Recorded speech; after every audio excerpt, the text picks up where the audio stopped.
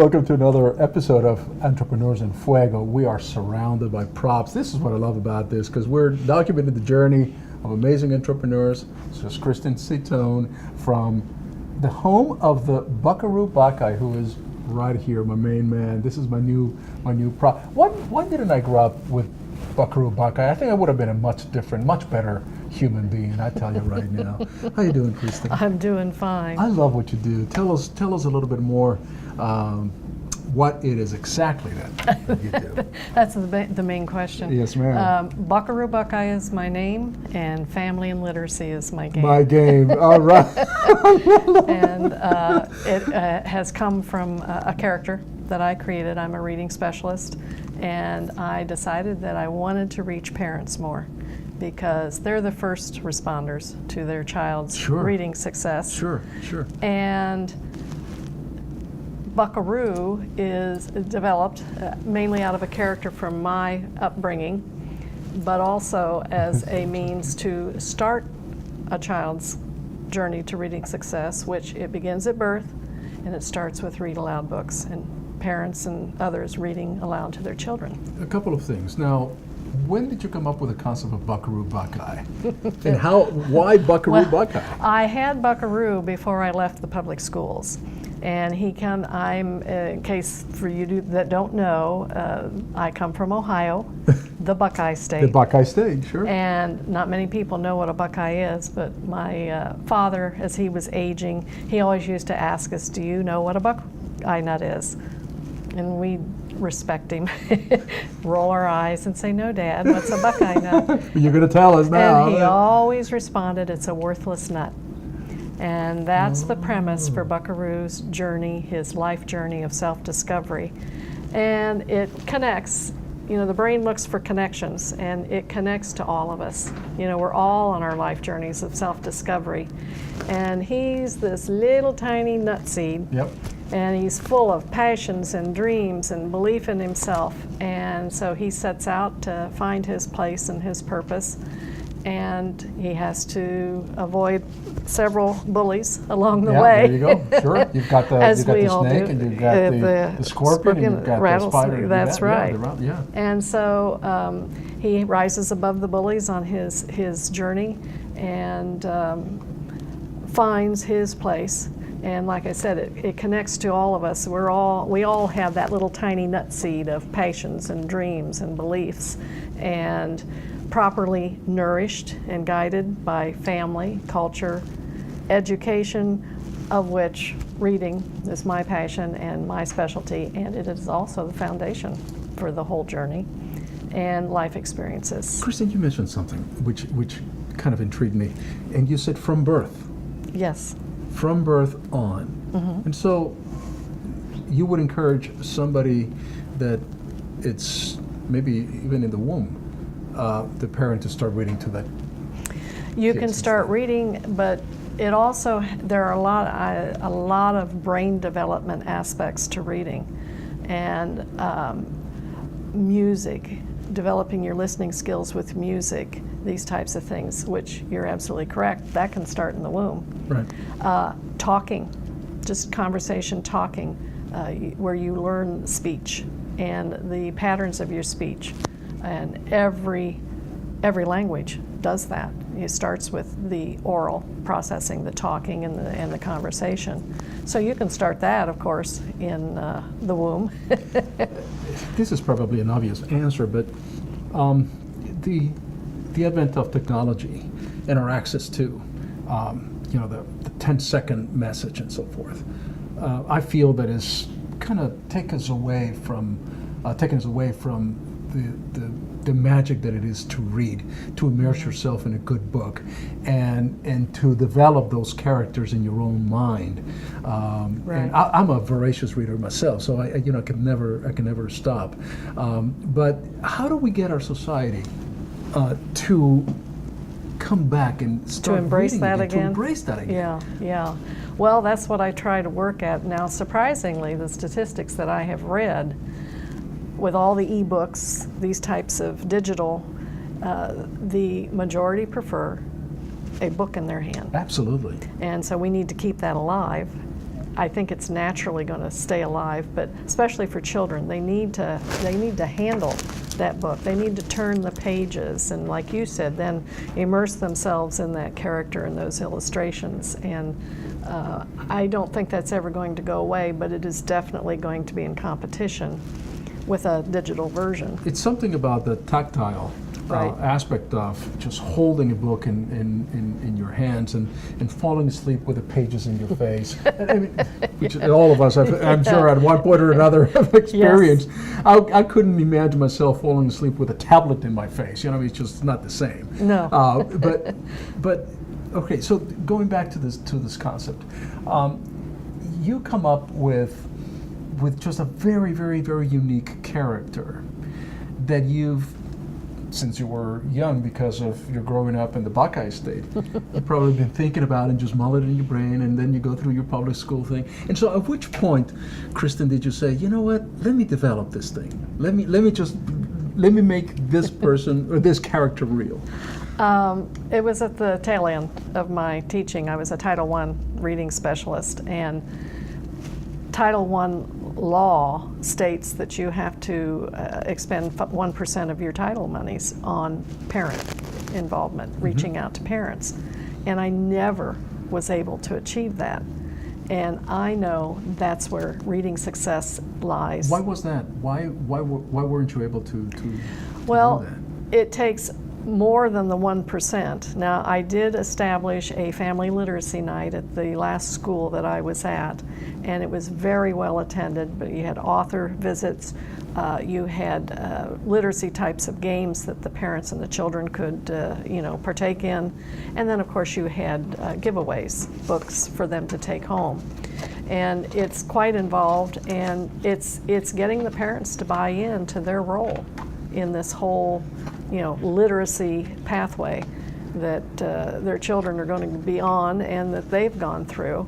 And reading is for everybody. So I, in my public school days, was designated to reach out to a more diverse, struggling reading sector. And that's my ultimate goal with Buckaroo, is to be able to subsidize so I can do that. And I have big, lofty dreams. But reading and reading success begins with the reading assessment. So I have connected a reading assessment with Buckaroo and his story.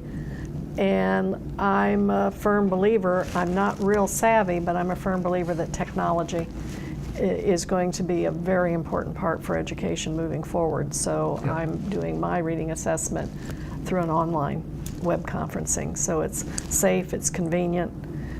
They can do it from their own home computer, and I can see the child can see me, and they can see the documents I need them to read. So it starts there. Kerplunk! The hard green spiky shell cracked open, and out rolled the delicate brown Buckeye nut with his tan cap. It was another beautiful fall day in Ohio. Two big eyes looked around in amazement. Wow! The world's so big. Where do I go and what can I do? The little nut wondered.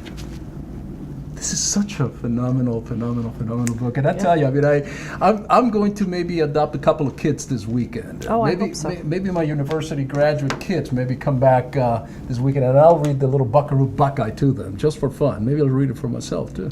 Well, I think you will find connections.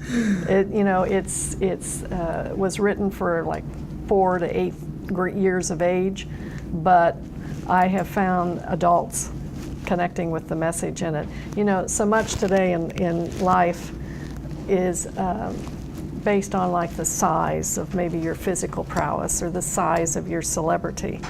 And Buckaroo, being a tiny nut seed, is reflecting and making you realize that it's not size that counts.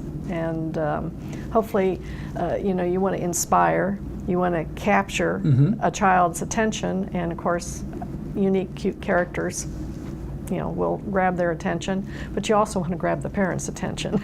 Absolutely. And So- so a couple of questions. I remember I used to read to my kid where the wild things are, over Yes, and yes. over and over and over again. Where I'm like, okay, what are we reading tonight? Where the wild things are. Okay, all right, I know.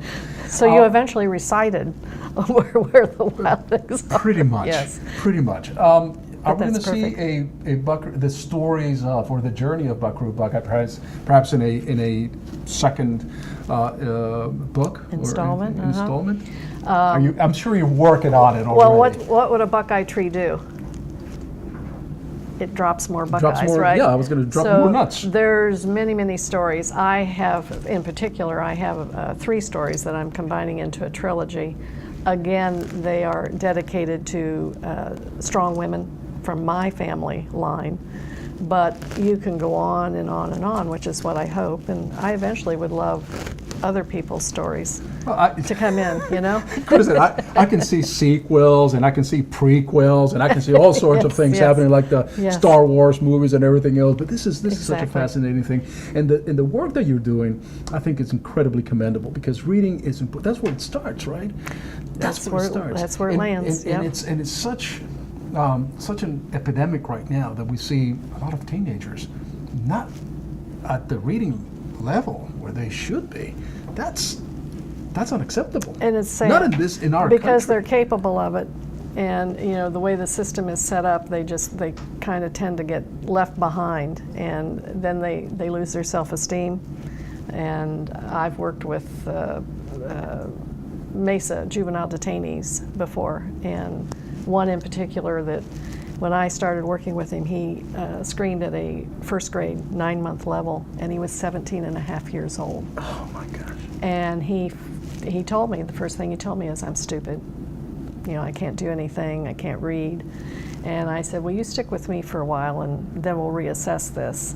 And I was fortunate, or unfortunate, shall we say, he was remanded to remain incarcerated until he was 18 by the judge. So I said, well, let's do something positive with this time. And by the time he was ready to be released, his word call had gone to an 8th grade level. And he had told me one day he was pacing when I came in, and he said, I'm tripping. I went, ooh, where do I go with this? And I said, well, you know, because I like to let him talk. Sometimes he just wouldn't talk. And I said, well, what are you tripping about? And if he had been on good behavior, he was allowed sometimes to go with the staff when they did a food run at lunch. Mm-hmm. And he had gone the previous day on a food run, and he said, I'm tripping because I went to Burger King yesterday and I could read the signs for the first time, you know. And I could see a difference just in his posture and his whole body tone, that he was finally proud. It gave him confidence. It raised his self-esteem. Yeah, the self-esteem. Because he had a really turbulent life. And I am sure you have just phenomenal stories like this to tell, because you know it's got to be a personal achievement when you see this progress, and it's probably a very immediate progress too, and with this type of system that you have. So and that progress is possible. That's the hope. I want to give them the belief that they too can do it. You know, so I'm going to tell you my favorite book. Okay. Ever. All right. And I've read it like, I don't know, 1,000,000 times. The Count of Monte Cristo. Oh, okay. What was your favorite children's book? You know, I read a lot of pirate books, and when I was younger, and I can't pinpoint, because growing up in South America, we didn't have the Dr. Seuss things or anything like that. So, but it was a lot of pirate books. Did you have a certain character that was developed down in the? Not really. I think I developed more of an appetite for reading in my latter years, and then I just picked up fiction novels, and I love Nelson DeMille. It's one of my favorites. But then going back to the classics, Alexandre Dumas, it's probably one of my favorites of all time. Well, it's excellent, and obviously he had a good foundation, a good reading development. Yes, I did. Yes. And gave you that confidence, to pick those up in later life. You and I could be here forever. We could talk reading for on and on. Yes. We're going to follow the adventures of Buckaroo Buckeye. Please. Again and again and again, in the sequels and prequels to come. Yep. It'll be so much fun. This is Okay. phenomenal. Thank you, Kristin. Thank you once you. again. I appreciate it. Thank for being you. Here. With that, we're out.